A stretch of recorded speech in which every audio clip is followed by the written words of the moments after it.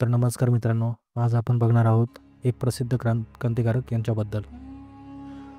आद्य क्रांतिकारक उमाजी नाईक यांच्याबद्दल. एक प्रसिद्ध क्रांतिकारक 19व्या शतकाच्या प्रारंभी घडून आलेल्या रामोश्यांच्या उठाव्यात उमाजी नाईक यांचे नेतृत्व महत्त्वाचे होते. यांचा जन्म पुणे जिल्ह्यातील देवळी म्हणजे तालुका पुरंदर येथे झाला.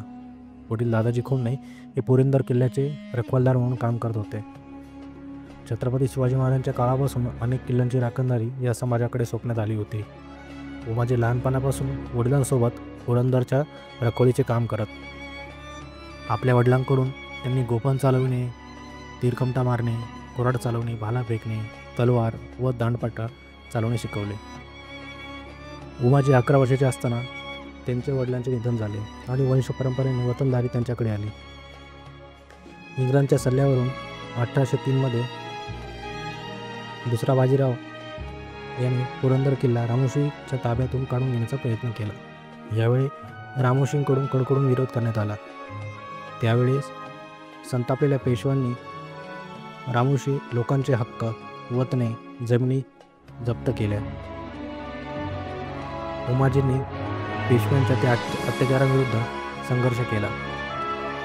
उमाजी उत्तम संघटक होते. बरेचसे रामोशी त्यांना आपला नेता मानत होते.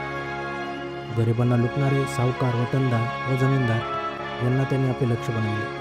गोरगरिबांना लुटून सावकार झालेल्या मुंबईची चांदूल मात्या या पेढेवाल्याची मालमत्ता उमाजींनी पनवेल खालापूरजवळ धाड घालून पळविली.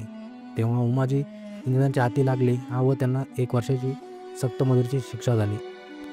तुरुंगातून सुटल्यानंतर 1 दरोड्यात ते पुन्हा पकडले गेले व त्यांना 7 वर्षाची तुरुंगवासाची शिक्षा झाली.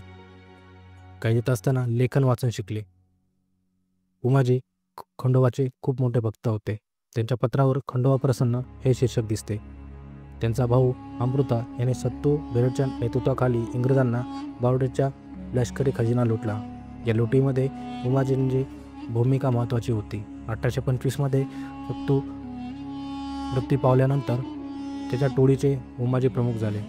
उमाजी विरुद्ध इंग्रज सरकारकडे तक्रारी वाढल्या व त्यामुळे 28 ऑक्टोबर 1826 रोजी इंग्रजांनी त्यांच्याविरुद्ध पहिला जाहीरनामा काढला. यामध्ये उमाजी व त्यांच्या साथीदार पांडुजी यांना पकडून देणाऱ्यास 100 रुपये बक्षीस जाहीर केले. तर दुसऱ्या जाहीरनाम्यात उमाजींना साथ देणाऱ्यास ठार मारण्यात येईल असे जाहीर केले. परिणामी उमाजींनी इंग्रजांविरुद्ध मोहीम सुरू केली. भिवडी, किकवी, परिचे, सासवड व जेजुरी या भागात लुटालूट सुरू केली. त्यामुळे इंग्रज सरकारने उमाजींना पकडण्यासाठी स्वतंत्र घोडदळाची नियुक्ती केली व 122 ठिकाणी चौका बसवल्या. परंतु उमाजी मात्र इंग्रजांच्या हाती सापडले नाहीत. 8 ऑगस्ट 1827 रोजी इंग्रजांनी पुन्हा एक जाहीरनामा काढून उमाजींना पकडण्यास आवाहन केले. जे लोक सरकारला मदत करणार नाहीत त्यांना उमाजींचे साथीदार समजण्यात येईल असे घोषित केले. मात्र त्याचा उपयोग झाला नाही. इंग्रजांनी जनतेला पैशाचे आमिष दाखवत उमाजींना पकडण्यास 1200 रुपयाचे बक्षीस जाहीर केले. या काळात उमाजींचा दबदबा वाढला. त्यांनी स्वतःला राजे म्हणून घेण्यास सुरुवात केली. न्यायवाडाही सुरू केला. इंग्रजांनी उमाजींना पकडण्यासाठी पूर्ण प्रयत्न केला. रोहिडाच्या रामोशी आप्पाजी नाईक यांची मदत घेतली व पुढे काही आव्हाने देत त्यांना पकडून देण्यासाठी भरपूर बक्षिसे ठेवण्यात आली. त्यानंतर जाहीरनाम्यानुसार 13 गावांनी उमाजींना आपला महसूल दिला. ही घटना इंग्रजांना धोक्याची घंटा दिसत होती. उमाजी आपल्या हातामध्ये येत नसल्याने इंग्रजांनी त्यांची पत्नी व 2 मुले व 1 मुलीस कैद केले. तेव्हा उमाजी इंग्रजांना शरण गेले.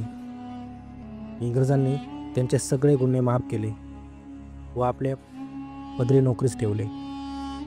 1828 आणि 1929 या काळात उमाजींकडे पुणे, सातारा या भागात शांतता ठेवण्याची जबाबदारी होती. या काळातील अनेक मार्गास पैसा जमा केला. त्यावेळी इंग्रजांनी ऑगस्ट 1829 त्यांच्यावर लुटमारी, खंडण्या गोळा करणे, मेजवान्या घेणे इत्यादी आरोप ठेवले, परंतु नोकरीतून काढून टाकले नाही. या काळात उमाजीने इंग्रजांविरुद्ध सैन्य जमवण्यास सुरुवात केली. भाईचंद भीमजी प्रकरणात त्यांनी पैसे उकळण्याचं प्रकरण समोर आल्यावर इंग्रजांनी अचानक उमाजींना कैद केले. मात्र त्यातून निसटून ते करे पठारावर गेले. या ठिकाणावरून इंग्रजांच्या विरोधात त्यांनी कारवाया सुरू केल्या. उमाजी व त्यांच्या साथीदारांनी कोल्हापूर, सोलापूर, सांगली, सातारा, पुणे व मराठवाडा अक्षरशः धुमाकूळ घातला. त्यांचा बंदोबस्त करण्यासाठी एक इंग्रज अधिकारी नेमले गेले. 8 ऑगस्ट 1831 रोजी इंग्रजांनी आणखी एक जाहीरनामा काढून उमाजींना पकडून देणाऱ्यास 10,000 बक्षीस व 400 बिघे जमीन देण्याचे जाहीर केले. या आमिषाला उमाजींचे 2 साथीदार काळू व नाना हे 2 बळी पडले. त्यांनी उमाजींना 15 डिसेंबर 1831 रोजी स्वतः पकडून इंग्रजांच्या स्वाधीन केले. त्यानंतर इंग्रजांनी उमाजींना पुणे येथे 3 फेब्रुवारी 1834 रोजी फाशी देण्याचे नक्की केले. 19व्या शतकाच्या सुरुवातीस महाराष्ट्रातील इंग्रज सत्तेच्या विरोधात तळागाळातील लोकांकडून आलेला एक पहिला क्रांतिकारी होता. तर आपल्याला आद्य क्रांतिकारक उमाजी नाईक यांच्याबद्दल काय वाटले हे नक्की कमेंट देऊन सांगावे. व्हिडिओ आवडल्यास नक्की सबस्क्राईब करा व शेअर करा.